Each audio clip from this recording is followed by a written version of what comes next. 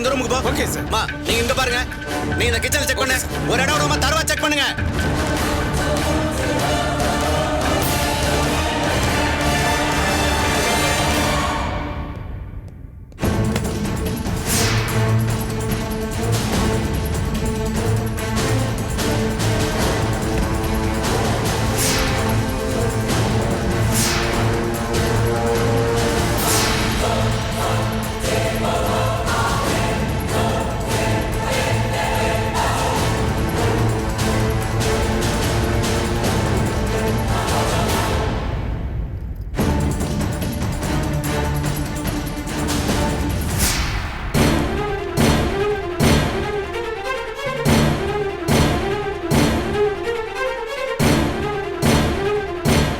Sir பணம் இங்க இருக்கு சார். அவங்க சொன்ன சீரியல் நம்பர் இதுல இருக்கு.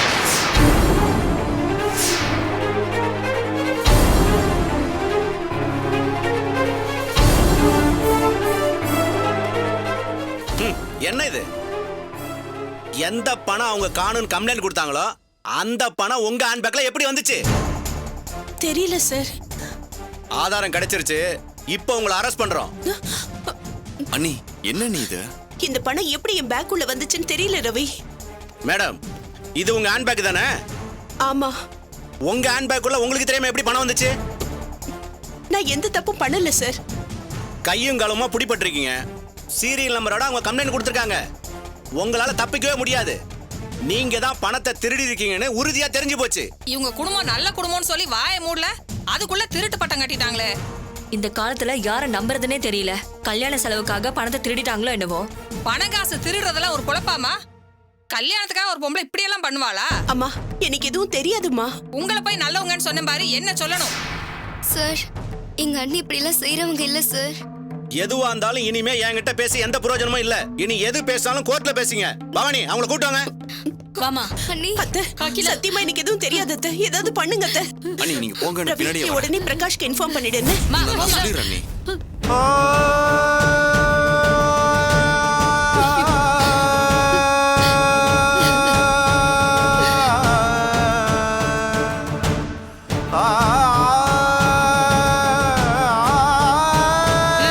ஏறுமா, சீக்கிரம் ஏறு. வண்டி எடுங்க.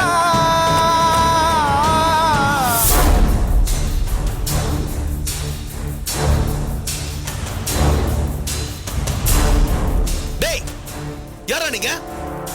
காயத்ரி அனுப்பிச்சாளா? டேய் பிரகாஷ் நிறுத்துடா. அவங்க வாழை மரம் கட்ட வந்தவங்கடா. அவங்கள போய் அடிக்க போற? டேய் அவங்க வாழை மரம் கட்ட வந்திருக்காங்க. நீ எதுக்கு இப்ப டென்ஷன் ஆகுற? நீங்க போங்க, அதை எடுத்து கட்டுங்க. ஆமாடா, எதுக்குடா தேவையில்லாம டென்ஷன் ஆகுற? இருடா. டேய் காயத்ரியை சும்மா நினைச்சிட கூடாதுடா. கல்யாணத்தை நிறுத்துறதுக்காக என்ன வேணாலும் செய்வா. பாத்து மெதுவா எடுத்துட்டு போங்க. பாத்து. நமக்கு தெரிஞ்ச ஆளுங்களை தவிர யார் வந்தாலும் உள்ள விடக்கூடாது. சரிடா. ஓகே என்ன பாத்துறோம். சத்தம்? ஒண்ணுல சத்யா, நான் ரொம்ப டென்ஷனா இருக்கேனா. யாரை பார்த்தாலும் காயத்ரி அனுப்பின ஆளுன்னு சந்தேகமா இருக்கு. அலர்ட்டா இருக்கிறது நல்லதுதான். அதுக்காக எல்லாரையுமே சந்தேகம் பண்ணுமா? உள்ள வாங்க. டேய் கொஞ்சம் ஜாக்கிரதையா இருங்க. யாரையும் உள்ள விடாதீங்க. நாங்க பாத்துக்கிறோம். நீ போ. இல்லடா அப்புறம் குமார், வந்துடுறேன்ப்பா. கல்யாண பையன் நீ வெளியே போக கூடாது. ஏதாவது முக்கியமான வேலையா இருந்தா மட்டும் போனா போதும். நீ வீட்லயே இரு. அப்பா முக்கியமான ஃப்ரெண்டுக்கு பத்திரிக்கை வைக்க மறந்துட்டேன். அதான் போய் வச்சுட்டு வந்துறேன்னு சொல்றேன். டேய் ஒண்ணு வேணாண்டா. எந்த ஃப்ரெண்டுன்னு சொல்லு, நான் போய் வச்சுட்டு வரேன். நீ இப்ப வெளில போறது நல்லதில்ல. போனதுக்கு அப்புறம் உனக்கு என்ன ஆச்சோ, அந்த காயத்ரி ஏதாவது பண்ணாலும் நாங்க பதறிட்டே இருப்போம். பேசாம இங்கே இரு. ஆமா மாமா, பிரகாஷ் சொல்றதுதான் கரெக்ட். கல்யாண மாப்பிள்ளை வீட்டை விட்டு எங்கேயும் வெளியே போக கூடாதுன்னு சொல்வாங்க. நீங்க வீட்லயே இருங்க. சரி டேய், நீ ஒரே ஒரு பத்திரிக்கை முதல்ல எடுத்துட்டு போய் டி நகர் அந்த முருகேசன் தெரு இருக்குல்ல, ராகவனுக்கு தானே, அவருக்கு தான் நான் கொடுத்துட்டேனே. இதை முன்னாடியே சொல்ல வேண்டியதானே. டேய் அப்புறம் என்னடா வச்சிட்டியா? சந்தோஷம்டா. அப்ப நான் வெளியிலேயே போலாமா? அது போதும்பா, சந்தோஷமா இருக்கு. அதுல இந்தா. டேய் பிரகாஷ், நான் தான் ஹெல்ப் பண்ணுவாடா. நான் வெளியே போறப்போ நீ வீட்ல இருந்தாலே போதும். என் ஃப்ரெண்ட்ஸ் எல்லாம் இருக்கானுங்க, இருந்தாலும் நீ பாதுகாப்புக்கு இருக்கணும். டேய் அதான் நான் பாத்துக்கிட்டா, கவலைப்படாதடா. சரி. காமாட்சி அம்மா தான் பண்றாங்க. சொல்லுங்கம்மா. பிரகாஷ் எல்லாம் நாசமா போச்சுப்பா. அகிலாவை போலீஸ் அரெஸ்ட் பண்ணிட்டு போயிட்டாங்க. என்னம்மா சொல்றீங்க? அண்ணி அரெஸ்ட் பண்ணிட்டாங்களா? புரியல, என்னப்பா சொல்லுவேன். நலுங்கு வச்சுக்கிட்டு இருந்தோம். சொந்தக்காரங்க முன்னாடியே அகிலாவை திருடின்னு சொல்லி அரெஸ்ட் பண்ணி கூட்டிட்டு போயிட்டாங்கப்பா. வந்தவங்க எல்லாம் காரி துப்பாத குறையா கேவலப்படுத்திட்டு போயிட்டாங்க. நான் என்ன தப்பா பண்ணுவேன்? ஆமாமா, கொஞ்சம் பதட்டப்படாம இருங்க. ரவி கிட்ட போன் கொடுங்க. இந்த அண்ணா எனக்கு ஒண்ணுமே புரியலண்ணா. அண்ணி போய் பணத்தை திருடுவாங்களா? ரவி, கொஞ்சம் நிதானமா என்ன நடந்துச்சுன்னு சொல்லு.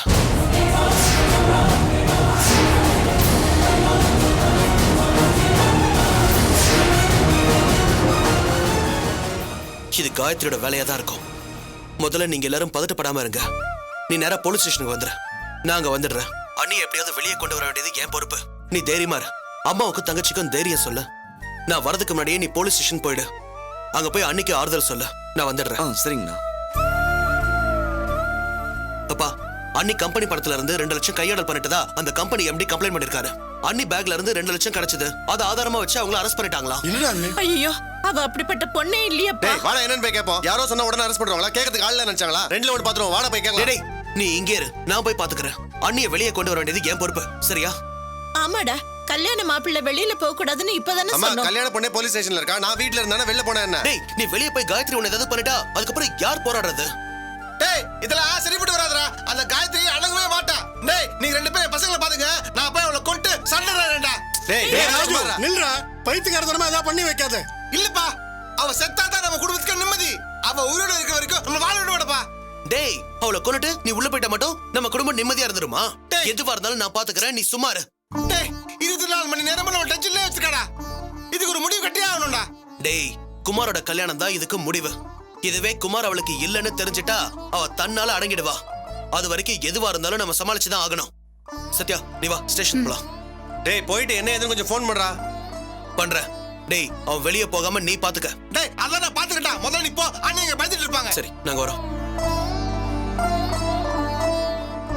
என்ன அகங்காரம் அந்த காயத்ரிக்கு? பொம்பளை என்ன ஈவு இருக்க வேண்டாமா? அம்மா, அவ பொம்பளை இல்லம்மா. அதான் அவள ஆடுறா. அத்தை, நீங்க கவலைப்படாதீங்க. பிரகாஷும் சத்யாவும் போயிருக்காங்கல்ல, நிச்சயமா அகிலாக்கு அவ வெளியே கொண்டு வந்துருவாங்க. கொண்டு வந்தாகணும். இந்த கல்யாணம் நல்லபடியா நடக்கணும். ஆண்டவா, நீதான் துணையா இருந்து எல்லாத்தையும் சரி பண்ணணும்.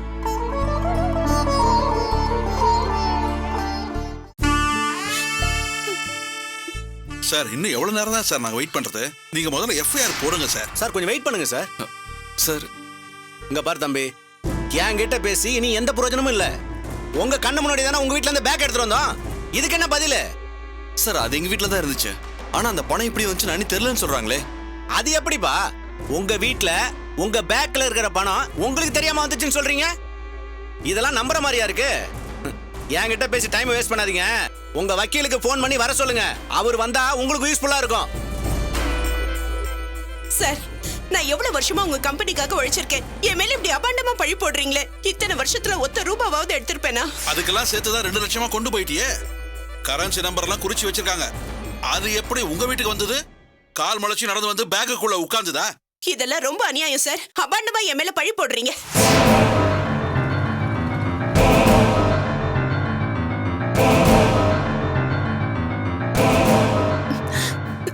சத்யா, அக்கா, அந்த பணம் எப்படி வந்துச்சுன்னு தெரியல சத்யா. சார், என்ன சார் இது? கல்யாண வீட்டுக்கு வந்து அவங்களை அரெஸ்ட் பண்ணி கூட்டிட்டு வந்திருக்கீங்க. நீ யாரியா? உனக்கு இந்த கேஸுக்கு என்ன சம்பந்தம்? அவங்க என் அண்ணி. அவங்களுக்காக நான் பேசுவேன். நீங்க யாரு? சார், இவரு தான் சார் இவங்க மேல கம்ப்ளைண்ட் கொடுத்திருக்காரு. இவங்க கம்பெனியோட எம்டி. ஆதாரத்தோட கம்ப்ளைண்ட் கொடுத்திருக்கேன். என்கிட்ட வந்து கல்யாண செலவுக்கு பணம் வேணும்னு அட்வான்ஸ் கேட்டாங்க. நான் இல்லைன்னு சொன்னதும் என்னை கண்டுபிடி பேசிட்டு உடனே வேலையை ராஜினாமா பண்றேன்னு சொல்லிட்டு போயிட்டாங்க. போறேன்னு ஆபீஸ் கேஷ்ல இருந்து பணத்தை எடுத்துட்டு போயிட்டாங்க. 1 ரூபாய் 2 ரூபாய் இல்ல, 2 லட்சம் ரூபாய். சும்மா விட சொல்றியா நீ?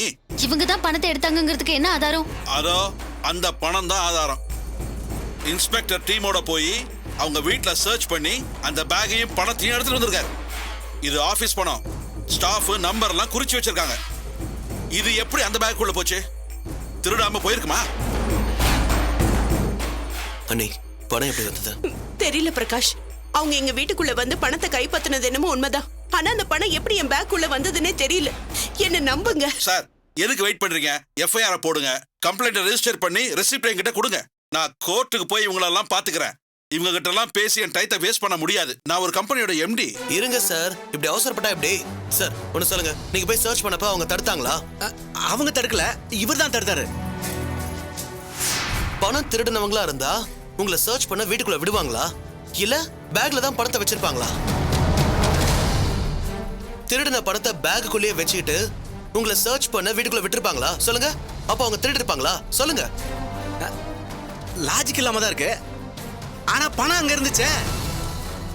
இந்த ரூபா நோட்ல இருக்கிற நம்பர்லாம் என்கிட்ட முன்னாடியே கொடுத்துருந்தாங்க. நான் போய் அங்க சர்ச் பண்றப்ப அதே நம்பர் ரூபா நோட்ல இருக்க. அதுக்கு என்ன சார் பதில் சொல்றீங்க? சார், அதான் எனக்கும் சந்தேகமா இருக்கு. நீங்க எஃப்ஐஆர் போடுறதுக்கு முன்னாடி நான் கொஞ்சம் விசாரணை பண்ண வேண்டியிருக்கு. இந்த பாருப்பா, நான் ஒரு பொறுப்பான இண்டஸ்ட்ரியலிஸ்ட். உங்களுக்காக என் டயத்தெல்லாம் வேஸ்ட் பண்ண முடியாது. நான் கூட தான் சார் ஒரு பொறுப்பான தாசில்தார். ஒரு தாலுகாவையே நான் நிர்வாகம் பண்றேன். கேஸ் என்ன வந்துருச்சுன்னா குற்றச்சாட்டப்பட்டவங்க, கம்ப்ளைண்ட் பண்ணவங்க அத்தனை பேரும் பதில் சொல்லி தான் ஆகணும். மேடம், இப்போ என்ன பண்ண சொல்றீங்க? சார், நீங்க எஃப்ஐஆர் போடுறதுக்கு முன்னாடி நான் சில கேள்விகள் கேட்டு தெளிவுபடுத்திக்கணும். நீங்க இதுக்கு பெர்மிஷன் தரணும். Sure madam. பணம் இருந்த பேக் இதானே? இதை நான் பார்க்கணும். இதானே சார் சாட்சி? இதை நாங்க பார்க்க வேண்டாமா? எங்களுக்கு அந்த ரைட்ஸ் இருக்கு. சார், கொஞ்சம் இருங்க. அவங்க பார்க்க தானே போறாங்க. பார்த்துட்டு போட்டோம். மேடம் பாருங்க. அக்கா, இந்த பேக் உங்களுக்கு தானே? பார்த்து சொல்லுங்க. இது அண்ணி பேக் தான். இரு, அத அண்ணி பார்த்து சொல்லட்டும். சந்தேகமே இல்ல பிரகாஷ், இது ஏன் பேக் தான். இதே கேள்வி நீங்க இன்னும் எத்தனை தடவை கேட்பீங்க? இருங்க சார். அண்ணி, நல்லா பார்த்து சொல்லுங்க.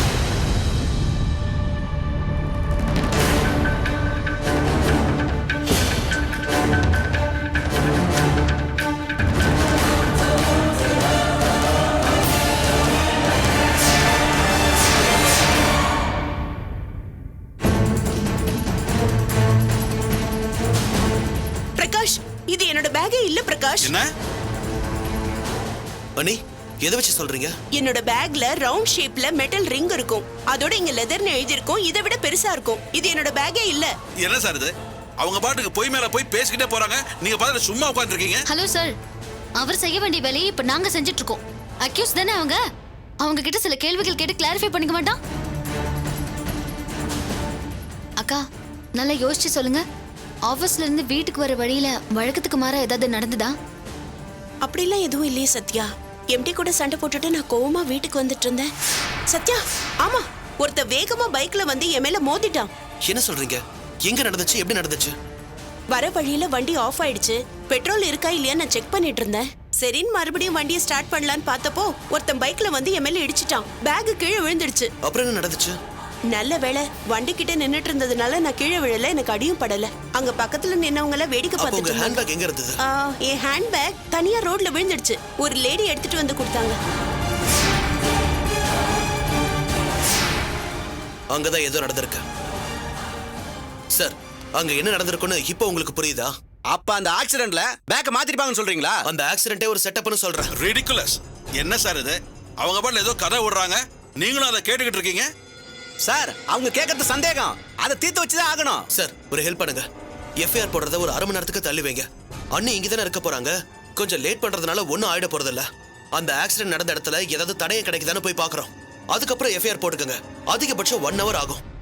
என்னால அவ்வளவு நேரம்லாம் காத்துட்டு இருக்க முடியாது. ஏற்கனவே நிறைய வேலை கெட்டு போச்சு. சார், இவங்களோட பாயிண்ட் கரெக்ட் சார். நம்ம வெயிட் பண்ணி தான் ஆகணும். எதையாவது செய்யுங்க. எனக்கு கம்ப்ளைண்ட் ரெஜிஸ்டர் பண்ணதுக்கு ரெசிப்ட் வேணும். அதை எப்ப தருவீங்க? சார், 1 hour கழிச்சு வாங்க சார். இல்ல நான் உங்களுக்கு ஃபோன் பண்றேன். சரிங்க சார், நான் ஆபீஸ்க்கு கிளம்புறேன். போயிட்டு வாங்க சார். அண்ணி, அந்த ஆக்சிடென்ட் எங்க நடந்துச்சு, எப்படி நடந்துச்சுன்னு எனக்கு டீடைலா சொல்லுங்க.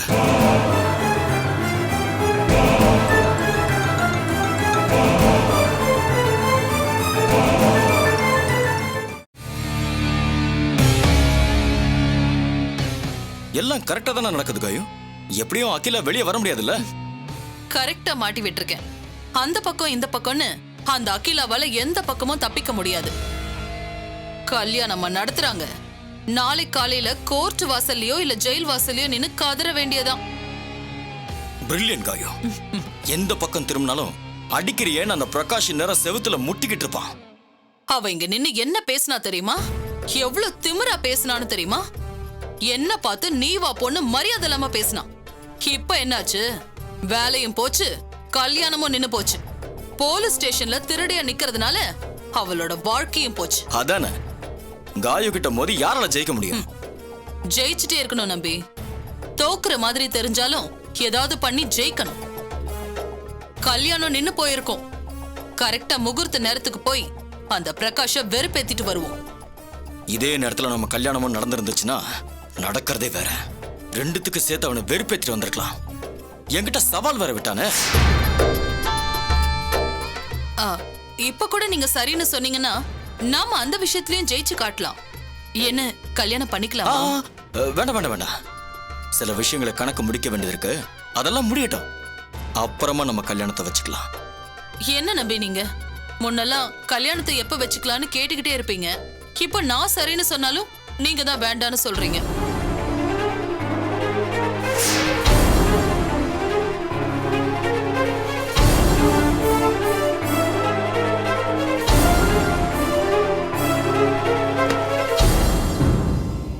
வாங்க சார். என்னாச்சு? ஸ்டேஷன்ல அந்த அகிலா என்ன பண்றா? பிரகாஷும் சத்தியம் வந்தாங்களா? என்ன செய்யறதுன்னு தெரியாம முடிச்சிட்டு நின்னாங்களா? வந்தாங்க சார். நாம அவ்வளவு ஸ்ட்ராங்கா கேஸ் கொடுத்ததுக்கு அப்புறம் அவங்களால என்ன பண்ண முடியும்? அப்போ அந்த அகிலாவை ஜெயில அடைச்சாச்சா? எங்க மேடம், அந்த பிரகாஷ் என்னென்னமோ பேசி அந்த இன்ஸ்பெக்டர் கவுத்துட்டான். அகிலா இந்த தப்பு பண்ணல, நான் ஆதாரத்தோட வரேன், அது வரைக்கும் எஃப்ஐஆர் ஃபைல் பண்ணாதீங்கன்னு சொல்லிட்டு போயிட்டான். என்ன சார் சொல்றீங்க? ஆமா மேடம், அந்த இன்ஸ்பெக்டர் சரின்னு சொல்லிட்டான். அவன் போட்டமே, ஆதாரத்தை தேடி பார்க்கட்டுமே, அவனால என்ன செய்ய முடியும்?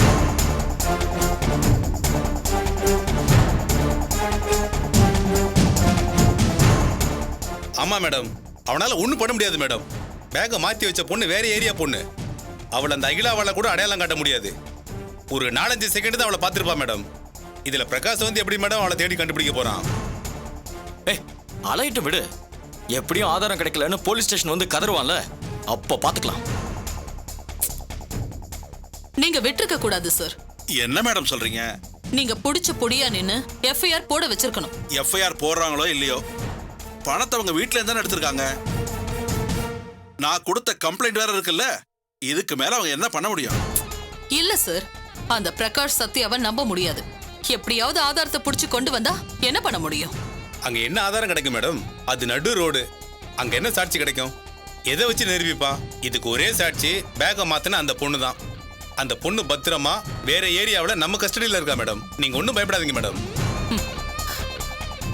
என்ன இருந்தாலும் அந்த பிரகாஷ லேஸ்ல எடை போடக்கூடாது. அந்த சத்யா அவனுக்கு சமமான புத்திசாலி. சம்பந்தமே இல்லாத ஹைதராபாத்ல ஒளிச்சு வச்ச சங்கீதாவையும் சதீஷையுமே தனியாளா கண்டுபிடிச்சவ. இவ்வளவுக்கும் அவளை குழப்பி திசை திருப்பறதுக்காக அரவிந்த முட்டாளாக்கி கூட வச்சிருந்தோம். கூடவே பெரிய கிரிமினல் லாயர் தொணை வேற. அவங்க கண்ணிலேயே விரல விட்டு ஆட்டினவ அவ. அவளை நம்பவே முடியாது. இப்ப என்ன சொல்ற டார்லிங்? பிரகாஷ தனியா சுத்த விடக்கூடாதுன்னு சொல்ற. புரியலையே. கந்தசாமி, நீ உடனே பேக கை மாத்தின ஏரியாவுக்கு போ. அங்க போய் என்ன பண்றது மேடம்? அந்த பிரகாஷும் சத்யாவும் அந்த ஏரியாவுக்கு தான் போயிருப்பாங்க. ஏதாவது ஆதாரம் கிடைக்குதான்னு செக் பண்ணுவாங்க. நீ நேரா அங்க போ, அவங்கள ஃபாலோ பண்ணு. ஏதாவது ஆதாரம் கிடைக்கிற மாதிரி இருந்துச்சுன்னா உடனே எனக்கு தகவல் சொல்லிட்டு அதை தடுக்க பாரு. சரிங்க மேடம். காயோ, நீ அவனுக்கு பயப்படுறியா என்ன? பயப்படுற நேரத்துல பயந்துதான் ஆகணும். கந்தசாமி, நீ தடுக்கிறதையும் மீறி ஏதாவது ஆதாரம் கிடைச்சதுன்னா அதை எப்படியாவது தட்டி பறிச்சிடணும். எதுவும் நடக்காது மேடம், நீங்க கவலைப்படாதீங்க. எல்லாத்தையும் நான் பாத்துக்கிறேன். சரி, நீ உடனே கிளம்பு, அவங்கள ஃபாலோ பண்ணு. வரேன் சார். மேடம், நீங்க தேவையில்லாம பயப்படாதீங்க. அதுக்கு அவசியமே இல்ல. எல்லாமே நமக்கு ஃபேவரா தான் முடியும். அப்படி நடந்துட்டா நல்லது. ஒருவேளை நடக்காம போறதுக்கு ஒரு சின்ன வழி இருந்துட்டா கூட அந்த வழியை நாம அடைச்சாகணும். அதைத்தான் நான் செஞ்சுட்டு இருக்கேன்.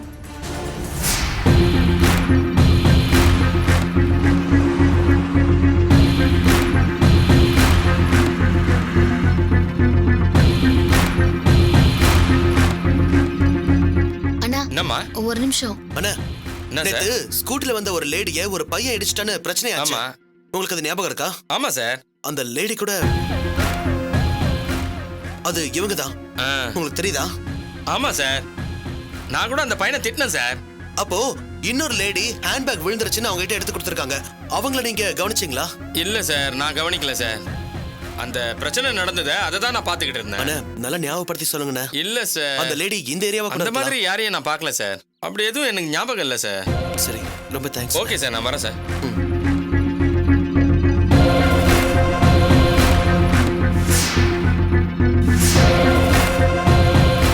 என்ன சத்யா இது? பிரச்சனை ஞாபகம் இருக்குன்னு சொல்றாங்க, ஆனா பேக் மாத்தின லேடி ஞாபகம் இல்லைன்னு சொல்றாங்க. சைக்காலஜி அப்படிதானுங்க. அக்காக்கே அந்த முகம் ஞாபகம் இருக்கா இல்லையான்னு தெரியாது. ஒரு நெருக்கடியான டைம்ல அவங்களுக்கு யாரால ஆபத்தோ அவங்கள தாங்க பார்க்க தோணும். ஸ்டேஷன்ல வர எஃப்ஐஆர் போடாதீங்கன்னு சொல்லிட்டு வந்துட்டேன். அண்ணியோட பேக மாத்துனதுக்கு ஒரு சின்ன எவிடன்ஸ் கூட இல்லாம போனா அவங்க அரெஸ்ட் பண்ணிடுவாங்களே. விடக்கூடாதுங்க. அந்த காயத்ரி ஜெயிக்கவே கூடாது. எப்படியாவது அகில் அக்காவை காப்பாத்தியே ஆகணும். எந்த எவிடன்ஸும் இல்லாம எப்படி காப்பாத்துறது?